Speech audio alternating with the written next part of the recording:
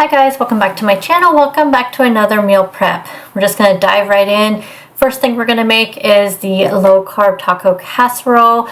Now I am really mixing it up this time. This is a great base recipe that you can just like throw whatever in. I will link the original recipe down below. I do mine almost completely different. So you'll see here, if you've watched me over the years make this recipe, I change it up all the time, but this is the most I have changed it. So if you guys have been following me this last month, I have been talking about I am really trying to increase my fiber. I still want to keep things pretty low carb, but I am not worrying about the carbs that are in veggies. So you're going to see here, you're probably going to think these are kind of some high carb recipes that I'm showing you today, but they are very veggie forward. And I personally just don't see the point in counting the carbs in all these veggies, but I did keep the carb count in there. I did count everything so you can see exactly what the carbs are with all the veggies, but you'll also see the fiber. I'm adding that on here so you can see how much fiber I am getting per these meals. So up here we have our rice cauliflower. I did put it in the microwave for about 4 minutes just to kind of soften it up a little bit. Then I add that tomato bouillon in there. I love this tomato bouillon. I just get it in the regular grocery store. It works great for things like this. It just adds a little bit of flavor. It's a really great substitute for tomato paste in some things, but I love it. I love to put it in rice cauliflower. I love to use it to make Spanish rice. Now, using this can of Southwest corn with the poblano peppers, never done this before in this recipe. I just thought it would be a nice kind of change of pace. And again, just adding some more veggies in there. I have been lacking the veggies lately, you guys. And so you're going to see this meal prep this week. I'm going to see how it goes. I'm really good about buying the veggies. I'm just not good about eating all the veggies. So we're gonna do it this week. But you're gonna see this whole meal prep is very veggie forward. But I just thought adding that corn in there, I had it left over from a recipe last week that I did not end up making. And I thought that would be great in this corn. So I personally like to kind of cook this cauliflower rice until it's nice and dry. Until it kind of has the texture of regular rice. Now using the same pan, because who has time to clean your pan in between when it's all going into the same recipe, right? So we're going to use our 96% lean ground beef. We're going to go ahead and cook this up, like I said, in the same pan. Now my pans go straight to oven, so they are a stovetop and oven safe pan. So that's why I'm going to put them in this pan, and you'll see I'm going to go ahead and layer it in this pan. But you want to go ahead and cook up your ground beef. You can use any kind of meat in this. You can use ground chicken, ground turkey, ground beef, ground pork. I've used them all. I've never used ground pork. I'll have to take that back. But I have used ground turkey, ground chicken, and ground beef in this recipe. They are all great. I'm adding some of the peppers and onions to this. Again, just trying to add those extra veggies. And then also some taco seasoning. Of course, you can make your own taco seasoning. I have been so out of it lately when it comes to like making my own seasoning blends. You guys know I used to make all my own seasoning blends. And also a new thing here, again, I had this can of black beans. I always get the no salt added when I can. So this is a can of no salt added black beans. I rinsed them, drained them, and we are adding them to our mixture here. I've never done this in this recipe from what I can remember. So we have our peppers and onions, we have our black beans, and our taco meat. Again, just adding some of the extra fiber, just adding in the a little bit extra calories, because this is normally a super low calorie meal, but we want to make sure we're getting all of our nutrients in there. And that's what we're doing. So just going to go ahead and finish cooking this up. But like I said, be creative with this because this is a great base recipe that you can just add in whatever to. You can really just mix it up so much, but just having this part meal prepped just really makes it so much easier. Now again, we're going to layer this here. I do believe the original recipe has you put the rice layer and then you add the meat to the top, but it doesn't really matter.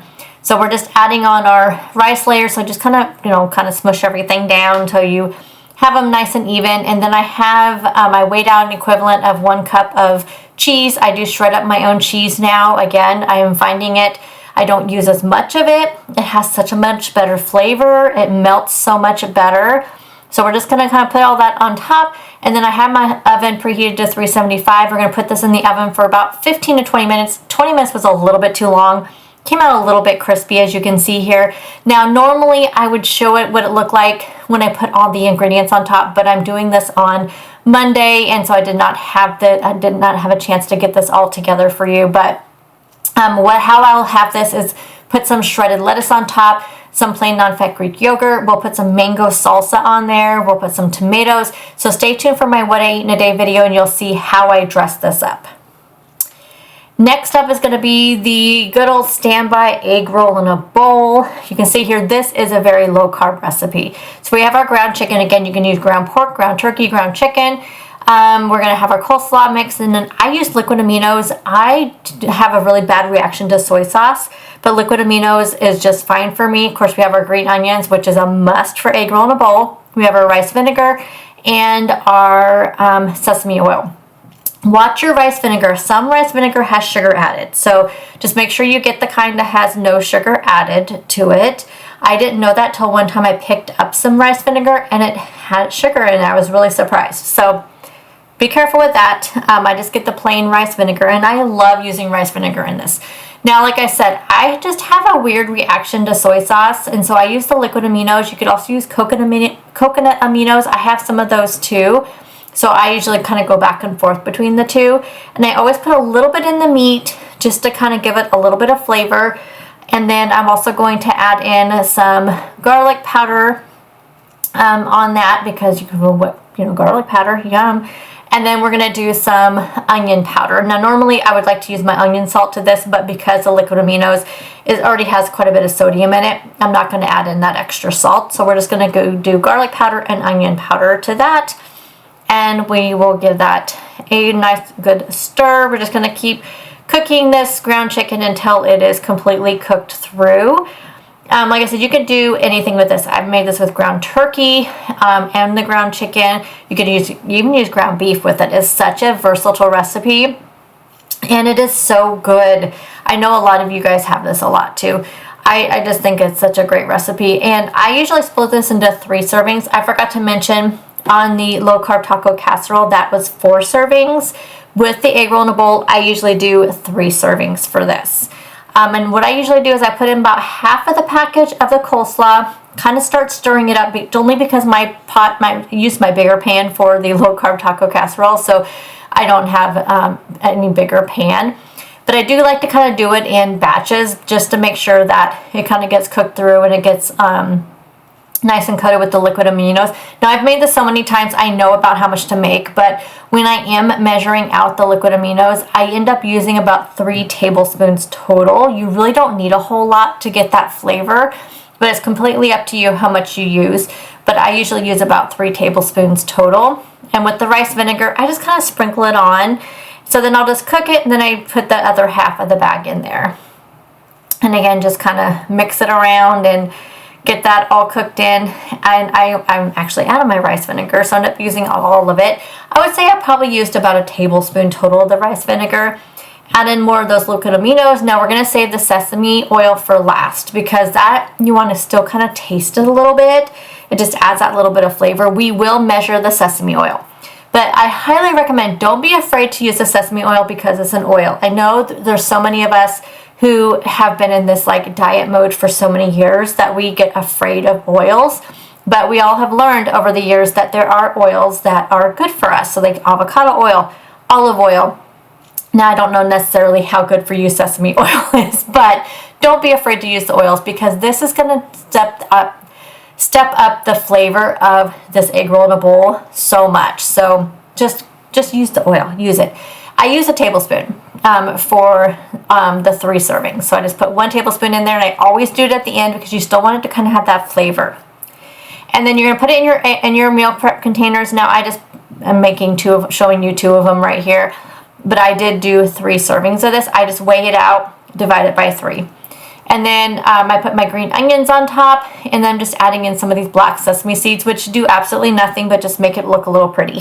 Honestly, like there's really not much to it. I just had how they make them look, but I love to put extra green onions on this. I just think it just adds so much fresh flavor to it.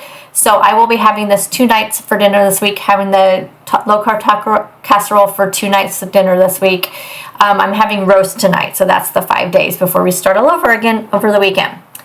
Now for my lunches this week, I'm going to do some bento boxes. How long has it been since I have done bento boxes? Now my proteins are going to be chicken meatballs, chicken sausages, and cottage cheese.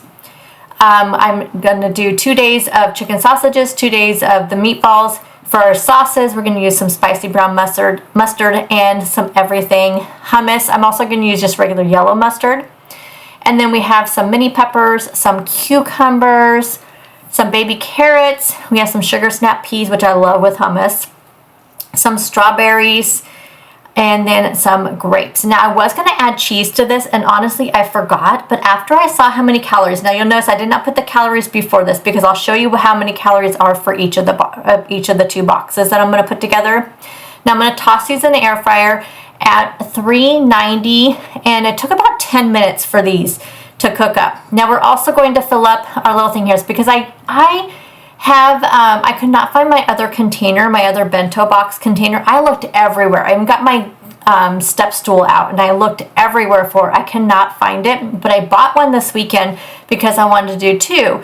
So anyway, we're going to go ahead and just put one into a different meal prep container, but I am going to fill up my little veggie tray here. That way, when here's the bento box I was talking about. They have these at Walmart for $14.95, a really, really great price.